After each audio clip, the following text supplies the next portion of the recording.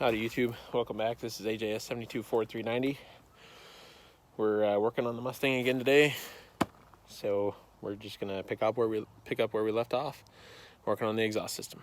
Use the X pipe, cross pipe, whatever you want to call it. I got my little Harbor Freight welder here. It's a 90 amp welder. I'm gonna cut this tube off here with my grinder right there, and then I'm gonna weld this hole shut. I'm just gonna leave these on there because it won't hurt nothing. So just do that real quick here.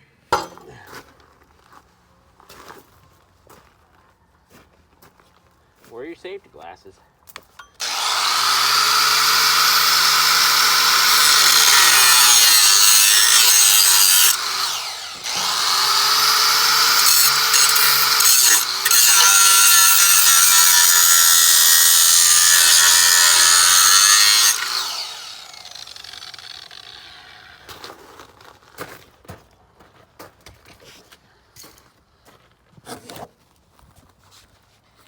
Okay, so got that tube ground off. I'm just gonna weld this little hole shut right here, and we should be pretty decent. Get this sucker welded up. Make sure you wear gloves when you do this. These aren't my welding gloves, but I couldn't find them. I'm pretty sure they're over at my storage unit, so we're just gonna use these. They're thick enough for the short amount of time that I'm gonna be welding. It's not gonna be a problem.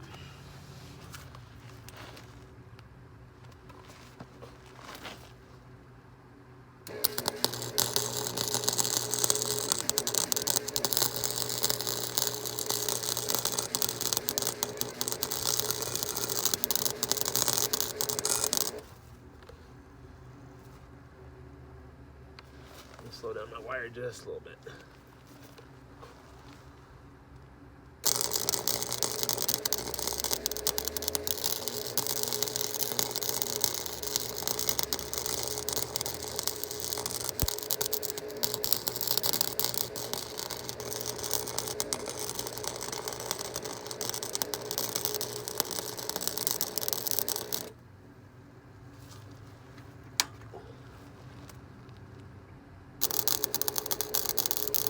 Okay, so there's where I welded that hole shut.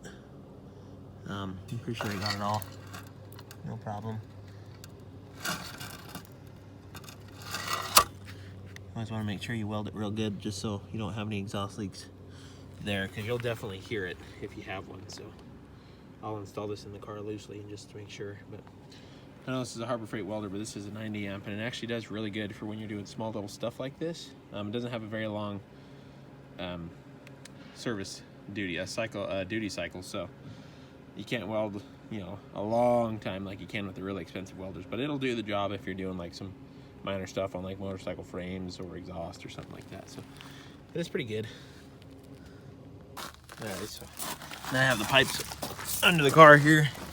I'm gonna get ready to hook them back up with those band clamps I got on there, and then we'll hook them to the back, and then we're gonna go ahead and start it and see how much better it sounds without the cat material in there, because this car used to sound really good without the material before I even had the cats welded on when I lived in Ada County.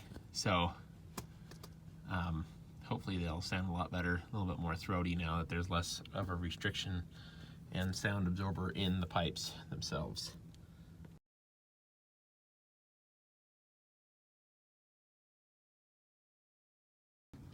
Bolted back up, and the clamps up here on the headers bolted back up as well. So I'm gonna put a battery in this thing and start it and see what it sounds like.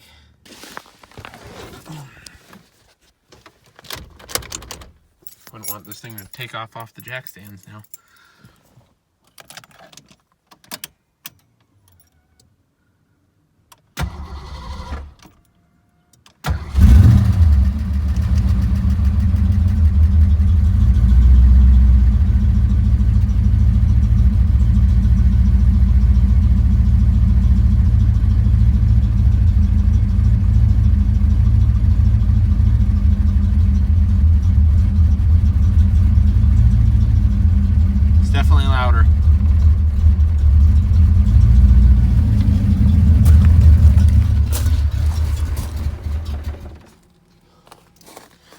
thing is so cold-blooded.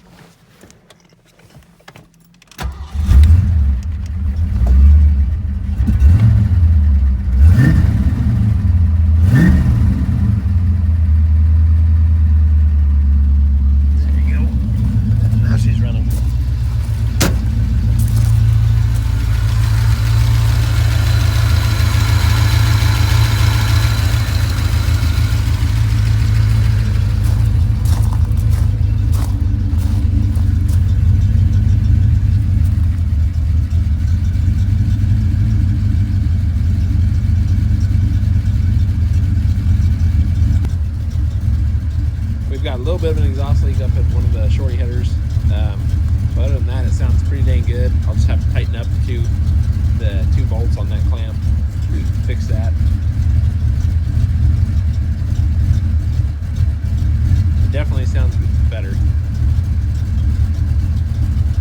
Okay, now that we know what we need to do on the backs of these headers here, I'm going to go ahead and just loosen up the belt, take it off, and then we'll remove that smog pump there, and we'll install the new Eliminator pulley. We're gonna go ahead and pull the smog pump off. You're gonna need a 1/2 inch. You can either use a deep socket or a standard socket. You're gonna want to pull that nut off down here. That one right there, that's a 1/2 inch. And you're gonna want to pull this guy off, which is a 9/16. And you'll lower your smog pump down. You'll pull the nut on the back of it, the bolt off the back of it, and you'll hook it up to your smog pump eliminator.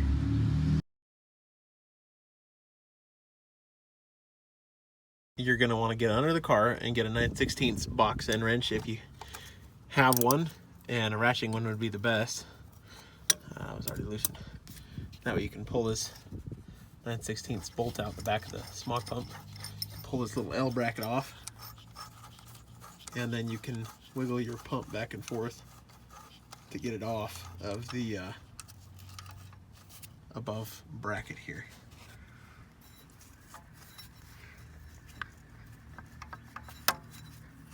Don't let it drop, because if you don't have a radiator like mine, it can bounce and you can hit the radiator or something, because these do weigh about 15 pounds.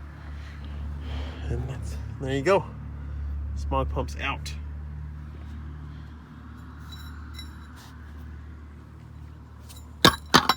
Now that you got that big chunk of garbage off the front of your car, it's time to get your Eliminator pulley. Kit off of eBay. It was 55 bucks. Comes with a lightened pulley and all necessary hardware for mounting this thing. And I think it's gonna look real nice down there.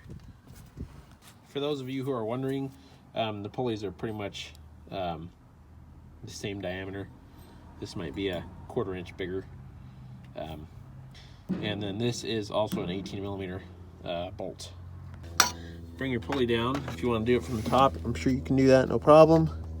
You'll bring it up there, and then you'll drive your long bolt through that one. It'll hang there. You'll hook up that L bracket down there, tighten everything up, put your belts on, and you're done. Okay, after you got that all tightened up, it spins really nice.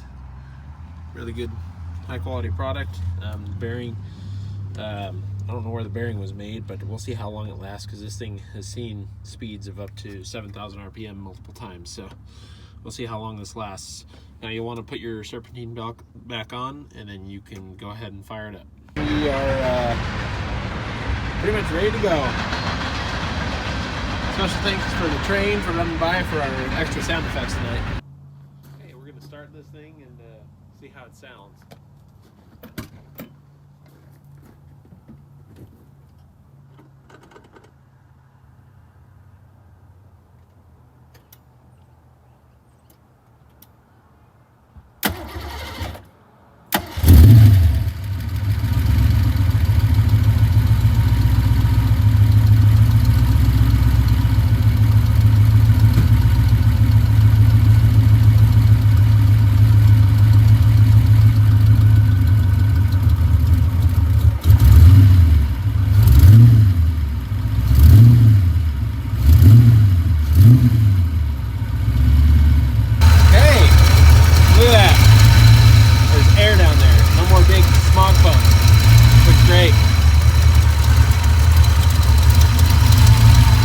sounds great too, other than those little bit of exhaust leaks.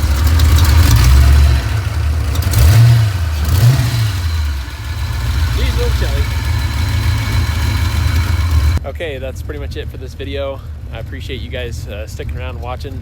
We're not finished with this car yet. We're still going to do some more modifications to it. I still have a new harmonic balancer to install, the new mass air, the new fuel injectors, and then hopefully in the summer I can get a set of performance cylinder heads, install those, and then I have a really nice upper and lower intake manifold and new 70mm throttle body under my bed that I want to install as well. So hopefully this car will be right around 350, 360 horsepower, maybe a little bit more than that at the crank once I install the rest of those things on this. So stick around and I'll do some more follow-up videos shortly. Thank you for watching and have a great day.